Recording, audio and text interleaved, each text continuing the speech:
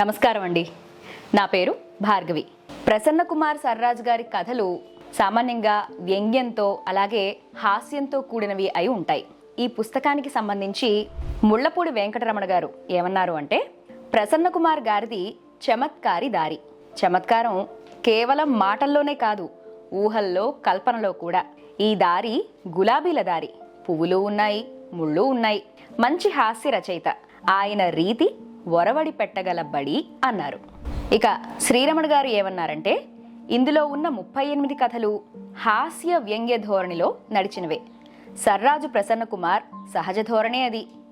గొప్ప గొప్ప సందేశాలు లేవు గాని హాయిగా చదివిస్తాయి. ఇక కార్టూనిస్ట్ మోహన్ గారు ఏమన్నారంటే, కథల ప్రపంచం పెద్దది, అందున హ్యూమర్ అంటే డేంజర్.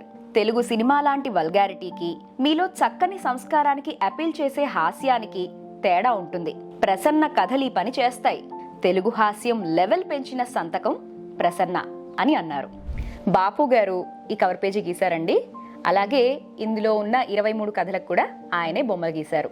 మిగిలిన కథలకి బాబా శశాంక్ చిత్రాలు గీశారు. ఇప్పుడు నేను చెప్పబోయే కథ పేరు ఉత్తర క్షేత్రం. ఉత్తర క్షేత్రం అంటే నార్త్, వెస్ట్, సౌత్, ఈస్ట్ ఇవి కావు. ఉత్తరాలంటే లెటర్స్. లెటర్స్ అనగానే ఏం గుర్తొస్తుంది మీకు? ఈ కాలంలో లెటర్స్ మనం ఏం రాసుకోవట్లే కదా, వాట్సాప్లో ఇలా అంటే వెళ్ళిపోతున్నాయి మెసేజెస్, ఈమెయిల్స్. టెక్నాలజీ పెరిగిపోయింది కాబట్టి. టెక్నాలజీ లేని ఆ రోజుల్లో, పోనీ 70వ దశకంలో అనుకోండి, అప్పుడు ఏం చేసేవారు? ఏ వార్త పంపాలన్నా సరే ఉత్తరాల ద్వారానే. అయితే కొన్ని పత్రికలకి ఈ పాఠకులు ఎవరైతే ఉంటారో తామర తంపరగా ఉత్తరాలు పంపించేసేవారు. పాఠకులు అలా ఉండేవారు. మరి ఉత్తరాలు తెగ పంపించేవారు అనమాట. కథ చదవగానే ఉత్తరం రాయడం, ఏదైనా శీర్షిక చదవగానే ఉత్తరం రాసేయడం.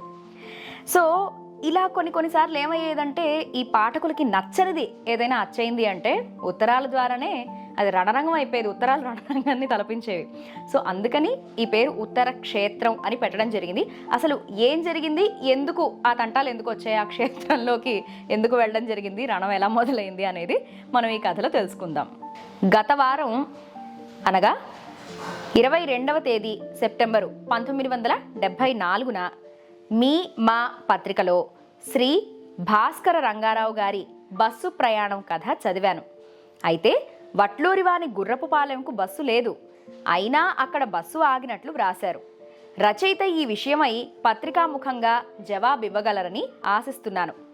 ఆ సంచికలోని కథలు, గేయాలు, కార్టూన్లు రసవత్తరంగా ఉన్నాయి.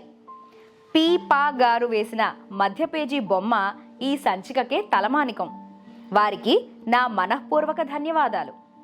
యుద్ధవీరులు చదివాక నాకు మా కుటుంబంలోని వారికి రక్తం ఆవేశంతో ఉడికెత్తినంతగా కదిలించి వేసింది. చరిత్రలోని మిగతా వీరుల గురించి కూడా వ్రాస్తారని ఆశిస్తూ మీ మా అందాల పత్రిక సర్వతోముఖంగా అభివృద్ధి చెందాలని కోరుకుంటున్నాను అని కొండపల్లి వెంకయ్య రాశారు రట్టుపాలెం నుంచి. అయితే దీనికి జవాబుగా భారం అనే ఈ కథా రచయిత, ఏ కథ, బస్సు ప్రయాణం కథా రచయిత రాసిన జవాబుని సంపాదకుడు తన పత్రికలో మళ్ళీ ప్రచురించడం జరిగింది. ఏం రాశారు? పాఠకుడు ఎత్తి చూపిన లోపానికి రచయిత ఇచ్చిన సమాధానం ఈ సంచికలోనే వేశాం. ఆ జవాబు ఏంటంటే, నా కథ బస్సు ప్రయాణంలో ప్రియతమ పాఠకుడు శ్రద్ధతో గమనించి సూచించిన లోపం దొర్లినందుకు చింతిస్తున్నాను. అయితే అది కథ. నవలైతే ఇందులోని పాత్రలు కేవలం కల్పితాలు, ఎవరినీ ఉద్దేశించి వ్రాసినవి కావు. అన్ని హక్కులు రచయిత్రి లేదా రచయితవి అని వ్రాస్తారు. ఇక్కడ అవకాశం లేదు. వట్లూరివాని గుర్రపు పాలెంకు బస్సు లేకపోయినా ఉన్నట్లు వ్రాస్తే పై సూచన అవసరం ఉండదు. ఏది ఏమైనా నా రచనని జాగ్రత్తగా చదివి విమర్శించిన శ్రీ కొండపల్లి వెంకయ్య బ్రాకెట్స్లో రట్టుపాలెం గారికి నా కృతజ్ఞతలు. ఇక మీదట ఇటువంటి లోపాలు దొర్లవని హామీ అందించడం నా విధి అని రాశారు. తర్వాత దీనికి కంటిన్యూషన్గా ఇంకో ఉత్తరం వచ్చింది. ఎక్కడి నుంచి?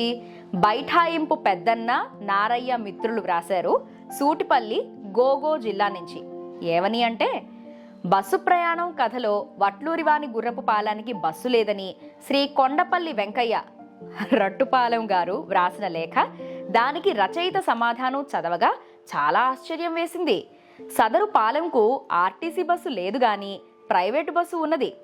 అది తాటి చెట్టు ప్రమాణంతో దుమ్ము లేపుకుంటూ వచ్చి అదర ఇదర బూదర రచ్చగొట్టు లింగాలగొట్టు మొదలైన గ్రామాలను కలుపుకుంటూ వాగుపాలెంకు వస్తుంది. ఆ దుమ్ము అటూ ఇటూ ఉన్న పంట పొలాల మీద పడి ఆ పంటలకు చీడపట్టి పంటంతా నాశనమయ్యే ప్రమాదం ఉంది. అది వేరే విషయం. ఎవరో పాఠకుడు దురుసుగా విమర్శ చేసినంత మాత్రాన నలుగురిని ఎంక్వైరీ చేయకుండా ఒప్పుకోవడం రచయిత పొరపాటు. మిగతా శీర్షికలన్నీ చాలా బాగున్నాయి. తెలుగు తల్లికి జేజేలు వ్రాసిన వారికి మా ధన్యవాదాలు. ఆవేశంలో ఇష్టం వచ్చినట్లు రాసిపారేసే ఉత్తరాలను మా పత్రికలో ప్రచురించి మాలాంటి పాఠకుల మనసులను కష్టపెట్టవద్దని కోరుతున్నాం.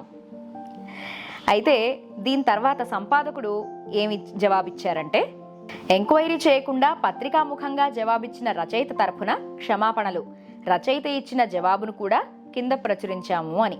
ఇక్కడ రచయిత బస్సు ప్రయాణం కథా రచయిత భారం ఏమని రాశారు అంటే, శ్రీ కొండపల్లి వెంకయ్య బ్రాకెట్స్లో రట్టుపాలెం గారికి ఆలోచించకుండా జవాబిచ్చినట్లు సూచించిన శ్రీ బి పెద్దన్న నారయ్య మిత్రులు చేసిన విమర్శ కొంచెం ఘాటుగా ఉన్నా రచయితగా నా పురోగతిని భవిష్యత్తును దృష్టిలో పెట్టుకుని వారు ఈ విమర్శ చేశారని నేను సరిపెట్టుకున్నాను.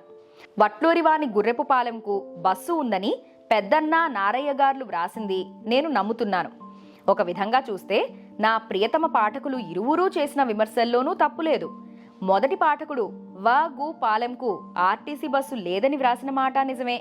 రెండవ పాఠకులు బస్సు ఉందని వ్రాసిన మాట నిజమే అవటంతో ఈ పొరపాటుకు పూర్తిగా నేను బాధ్యత వహిస్తూ క్షమాపణలతో సెలవు తీసుకుంటున్నాను అని వ్రాశారు ఆ కథా రచయిత. ఈ కథా రచయిత ఇచ్చిన జవాబుకి కొనసాగింపుగా వాగుపాలెం అడ్డరోడ్డు నుంచి నిష్కల్మషం రాజయ్య అనే ఒక ఆయన ఏం రాశారు అంటే, బస్సు ప్రయాణం కథ, దానిపై ఇంతవరకు నడిచిన ఉత్తరకాండ చదివాను. ఈ విషయమై కాస్తో కూస్తో తెలుసున్నవాడిగా నేను వ్రాయటం నా కర్తవ్యం అని భావిస్తాను.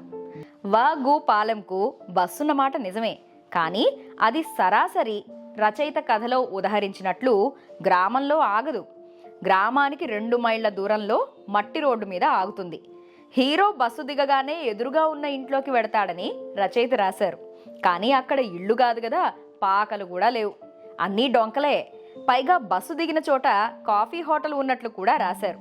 హోటల్లో కాఫీ తాగాలంటే ఆ ఊరి వాళ్ళు 6 మైళ్ళు పోయి ఆవురావురుపల్లిలో తాగాలి. రచయిత రాసినట్లు కాఫీ హోటల్ లేదు గాని కనకదుర్గ కిళ్ళీ షాప్ అని చిన్న బడ్డీ కొట్టు ఉంది, అది నాదే.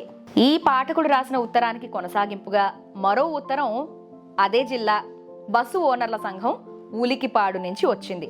రాసిన వారు జి అశోకుడు, మేనేజింగ్ సెక్రటరీ. ఏం రాశారు? బస్సు ప్రయాణం కథకు సంబంధించి బైఠాయింపు పెద్దన్న నారయ్య వారి మిత్రులు వ్రాసిన ఉత్తరం మాకు చాలా కోపం తెప్పించింది. అనన్య సామాన్య ప్రచారం గల మా పత్రికలో అటువంటి వ్రాతలు వ్రాయటం, వాటిని మీరు ప్రచురించడం మాకు నచ్చలేదు. తాడి చెట్టు అంత ఎత్తున దుమ్ము లేపుతూ బస్సు వెడుతుందని రాశారు. రోడ్డు మట్టిదైనప్పుడు దుమ్ము రేపక పన్నీరు చల్లుకుంటూ వెడుతుందా బస్సు? పైగా అటూ ఇటూ ఉన్న పంట పొలాలకి చీడపడుతుందా? అప్పుడు శ్రీ పెద్దన్న గారు రాసుకోవాల్సింది పత్రికకు కాదు, ప్రాంతీయ చీడపురుగు అధికారికి గాని, రాష్ట్ర స్థాయి చీడపురుగు అధికారుల సంఘానికి గాని, అంతర్జాతీయంగా చీడపురుగు వ్యవహారాలు చేసే పెద్దలకు గాని వ్రాసుకోమనండి. దానికి ఓపిక లేకపోతే రాష్ట్ర రోడ్డు రవాణా సంస్థకి మొరపెట్టుకుని సిమెంటు రోడ్డు వేయించమనండి, అటూ ఇటూ చెట్లు నాటించమనండి. దీనికి సవరణ ఏమిటి? ఈ సంచిక ఉత్తరాల పేజీలో శ్రీ జి అశోకుడు వ్రాసిన లేఖలో అంతర్జాతీయంగా చీడపురుగు వ్యవహారాలు చేసే అనే వాక్యానికి బదులు అంతర్జాతీయంగా చీడపురుగు వ్యవహారాలు చూసేగా సవరించి చదువుకోవలసిందిగా కోరుతున్నాము. పాఠకులకు కలిగిన ఈ అసౌకర్యానికి చింతిస్తున్నాము అని సంపాదకుడు రాయడం జరిగింది. దీనికి కొనసాగింపుగా మళ్ళీ కార్యాలయం హైదరాబాద్ నుంచి ఒక అధికారి ఏం రాశారు? క్రిందటి వారం సంచికలోని విమర్శలు చదివాను. బస్సు ప్రయాణం కథ నేను చదవలేదు గాని శ్రీ జి అశోకుడు ఉలికిపాడు నుంచి వ్రాసిన ఉత్తరం మటుకు తీవ్రంగా ఖండించాలనే ఉద్దేశంతో ఇది వ్రాస్తున్నాను. ఆయన సూచనలు నిమిషాల మీద అమలు జరిగేవి కావు. రోడ్లు వేయించడం అంటే వంకాయ ముక్కలు వేయించడం, గోడకు వెల్ల వేయించడం కాదని శ్రీ అశోకుల వారు గుర్తించాలి. ఆర్టీసీ వారు ఆ రూటు చేపట్టడం విషయంలో కలిగిన ఇబ్బందులను, ప్రయాణికుల ఇబ్బందిని దృష్టిలో పెట్టుకుని ప్రైవేటు బస్సుల లైసెన్సులు కొనసాగించడం జరిగింది. రోడ్లు వేయించమని, చెట్లు నాటించమని అవాకులు చవాకులు వ్రాయడం అశోకుడు గారికి తగదు. డిపార్ట్మెంట్ వారి కష్టాలు కూడా దృష్టిలో పెట్టుకోవాలి అని రాశారు. దీనికి జవాబుగా మళ్ళీ సూటిపల్లి గోగో జిల్లా నుంచి బైఠాయింపు పెద్దన్న, నారయ్య, లక్ష్ముడు, పెద్ద సూరి మిత్రులు ఏం రాశారు అంటే, 2 వారాల క్రిందటి సంచికలో నా లేఖను విమర్శిస్తూ జి అశోకుడు బస్సు ఓనర్ల సంఘం వ్రాసిన లేఖ చదివాను. నిజంగా అశోక చక్రవర్తే దిగివచ్చి రోడ్లు వేయించమని, చెట్లు నాటించమని ఆర్డర్ వేసినట్లు చెప్పారు. వారు అంత పెద్ద సంఘానికి మేనేజింగ్ సెక్రటరీ కదా. మా వంటి సామాన్యుల మాట కంటే వారి మాటే వేదంగా భావిస్తారు అధికారులు. వారు కలుగజేసుకుని ఆ పనులు జరిపించి సార్థక నామధేయులు అనిపించుకోగలరని ఈ గ్రామాల ప్రజల తరఫున విన్నవిస్తున్నాం. వారు బస్సు రూట్ల యజమానులు, శ్రీమంతులు గనుక వారి లేఖను తాటికాయలంత అక్షరాలతో పత్రికలో వేయించిన సంపాదకులకు కూడా ఈ విషయంలో కొంత బాధ్యత ఉన్నదని మనవి చేస్తున్నాం అని రాశారు.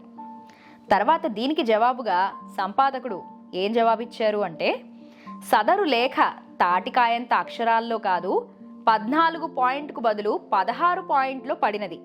ఇది కాకతాళీయం, సాంకేతిక కారణమే కానీ లేఖ రాసిన వారి ప్రాముఖ్యత కాదు. పాఠకులు ఈ విషయాన్ని సహృదయంతో గమనించ ప్రార్థన.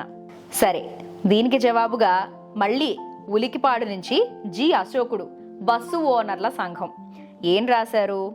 గత సంచికలో బైఠాయింపు పెద్దన్న, అతని వర్గం వారి లేఖలో మా పైగల విసుర్లు చదివాను. అందులో వారు చేసిన ఆరోపణలకు తీవ్ర అభ్యంతరం తెలియజేస్తున్నాను. మేము శ్రీమంతులమన్నారు, అధికారులకు లంచాలిస్తున్నామని వారి ఉద్దేశం కాబోలు. ఈ రకంగా వర్గ వైషమ్యాలు తలెత్తే ధోరణులు మా పత్రిక ఎలా సహిస్తున్నది? ఇక మీదట ఇలా వర్గ పోరాటాల్ని రెచ్చగొట్టే లేఖలు ప్రచురిస్తే మీకు, మాకు, అందరికీ చాలా నష్టమని హెచ్చరిస్తున్నాం అని హెచ్చరించాడిన. ఎవరు? జి అశోకుడు గారు. ఇప్పటిదాకా ఈ ఉత్తరాల రణం నడుస్తోంది కదా. ఈ ఉత్తరాలన్నీ ప్రచురించిన పత్రికలో పడిన తర్వాత వాటిని చదివి ఒక రచయిత్రి, ఆవిడ పేరు గంగనాయకమ్మ, ఆవిడ ఎలా స్పందించారు అంటే, గత 4-5 వారాలుగా బస్సు ప్రయాణం కథ ఆధారంగా మన పత్రికలో జరుగుతున్న రభస చూస్తున్నాను. అసలు ఈ సామాజిక వ్యవస్థ ఆది నుంచి అనేక వర్గ పోరాట సంఘర్షణలతో నిండి సగటు మనిషికి స్వేచ్ఛా, సౌభ్రాతృత్వ, సౌహార్ద్రపుటలలో సాహిత్య ప్రామాణికంగా గుర్తించబడినట్టి సార్వత్రికంగా అట్టడుగు వర్గాల నుంచి పునరుద్ధానం చెందవలసిన ప్రామాణికంగా జ్వలితమైన ప్రతిభ, నూతన వాసంతిక వికాసంతో కళాప్రపూర్ణ పూరితములైన ఆవిష్కరణలకు వలసిన పూర్వకాంక్షితము నుండి ఉద్దీపింపవలసిన తరుణం, ఇంకా ప్రభంజనం, సామాజిక ఆర్థిక కుటుంబ వ్యవస్థాపన విధానానికి సమైక్య సఖ్యత కలిగించడానికి నేటి సాంస్కృతిక సమాజ వేదికపై దృక్పథాలు, కార్మిక లోకంలోని అతీత సృష్టిక, భోజన, పరిత్యక్త ఇలా కొనసాగించుకుంటూ వెళ్ళింది. ఆ గ్రాంధిక భాష మీకు ఈ పాటికే అర్థమై ఉంటుంది. ఆవిడ రాసిన లెటర్ అన్నమాట. అంటే దానికి స్పందించారు ఆవిడ, అలా రాశారు రచయిత్రి కాబట్టి. సో వీటన్నిటిని చదివిన తర్వాత మళ్ళీ బస్సు ప్రయాణం కథా రచయిత భారం, అదేనండి భాస్కర్ రంగారావు గారు ఏం రాశారు అంటే, బస్సు ప్రయాణం అనే నా కథ ఆధారంగా గత 6 వారాలుగా విజృంభిస్తున్న ఉత్తర కుమార ప్రజ్ఞ చూసి చాలా బాధపడుతున్నాను.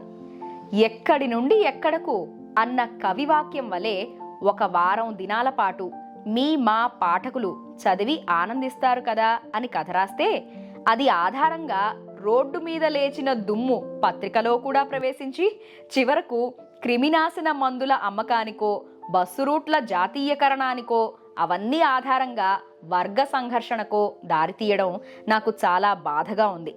ఇంకెప్పుడు ఏ విధమైన కథ వ్రాయనని ఇందు మూలముగా ప్రమాణం చేస్తున్నాను అని పాపం ఆయన రాశారు. చివరిగా సంపాదకుడు ఒక గమనిక ప్రచురించారు.